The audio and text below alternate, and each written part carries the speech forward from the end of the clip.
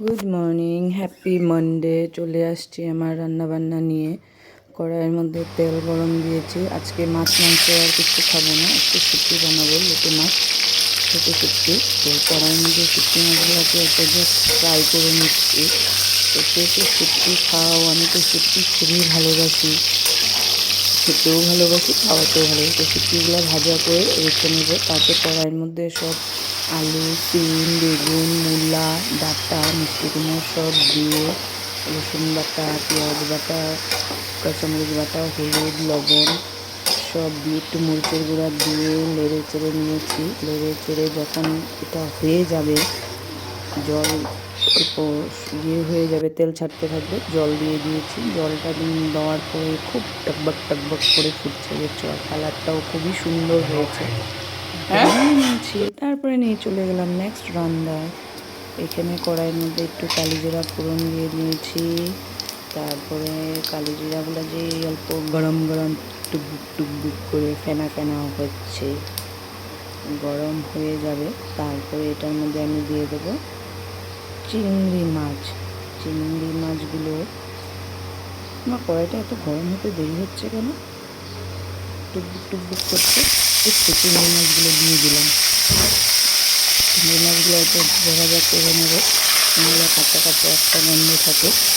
চিংড়ি মাছগুলো যখন একটু লবণ হলুদ দিয়ে ভাজা ভাজা হয়ে যাবে, তারপরে দিয়ে দেবো আমি এখানে অল্প চিনি দেবো, যার যেটুকু ইচ্ছা চিনি।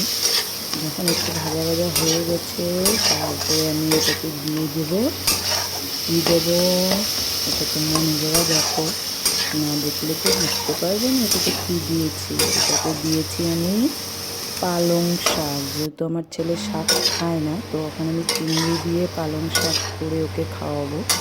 তো পালং, এটা হয়ে গেল পালং চিংড়ি। আমি জানি না কে কী বলে, এটা এগুলো আমার রেসিপি, আমি নিজে তৈরি করে ছেলের জন্য। তো এটাকে ঢেকে দেবো, ঢেকের পরে হয়ে গেছে আমার পালং চিংড়ি। যেহেতু পালং দেখাই যাচ্ছে না, চিংড়ি দেখা যাচ্ছে অলমোস্ট। তারপরে আমি চলে গেলাম আমার নেক্সট আবার বাটাতে। তো ওইখানে আমি একটু তেলের মধ্যে রসুন, একটু কাঁচা লঙ্কা, একটু ওকে কী বলে, চিংড়ি মাছ যেহেতু ছিলই, ওটাকে একটু ভাজা ভাজা করে নিলাম, না হলে তো কাঁচা গন্ধ করবে। তারপরে আমি এখানে সিমগুলোকে সিদ্ধ করে রেখেছিলাম, যেটা দেখানো হয়নি, সিম দিয়েছি। এটার মধ্যে ধনে পাতা আছে কুচি করে। তো এটাকে এখন আমি মিক্সড করব, মিক্সারে গ্রাইন্ড করে নেব। এই যে ধনে পাতাগুলো উপরে, তো গ্রাইন্ড করে নেব এটাকে মিক্সার করে। আমি আবার এদিকে চলে গেছি লবণ আনতে। তো লবণটাও দিতে হবে, না হলে তো হবে না, স্বাদ হবে না। আর ঝালটা যার যার ঝাল রুচি মতন দিতে পারো, কেন কি আমরা ওরকম বেশি একটা ঝাল খাই না ঘরে, তো ওরকম একটা ঝাল দিইও নি। তো এই হয়ে গেল আমার বাটার রেডি।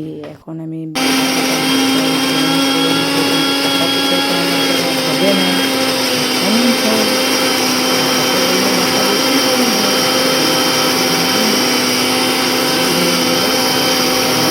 অল্প কালিজিরা সম্বার দিয়ে গরম যখন হয়ে যাবে, বাটাটাকে একটু লেড়ে নেব। একটা যেরকম কাঁচা কাঁচা ফ্লেভার গন্ধ করে, তো ওটার জন্য একটু লেড়ে নেব। আর লাড়ার সময় একটু ধনে পাতা কুচিয়ে দিয়ে দিতে পারো, আমি দিয়েছি যেটা আবার কুচি কুচি করে, তো ফ্লেভারটা আরও সুন্দর আসে। গরম গরম ভাতের সাথে ট্রাই করে দেখলে খুবই ভালো লাগে। তো এই হলো আমার আজকে রান্না বান্না। তো অনেক কিছুই আমি রেঁধেছি, বাটা, এদিকে পালং চিংড়ি, শুটকি মাছ, ও আরেকটা রেঁধেছি আমি মাছের তেল, যেটা করা হয়নি। এটা হলো গিয়ে মাছের তেল, যেটা আমি দেখাইনি, কেন কি মাছের তেল সবাই জানে, সবাই করতে জানে, আর আমি আর ওরকম স্পেশাল কী করবো। তো ওম সাইরাম, হ্যাপি মানডে, সবাই ভালো থাকো, সুস্থ থাকো।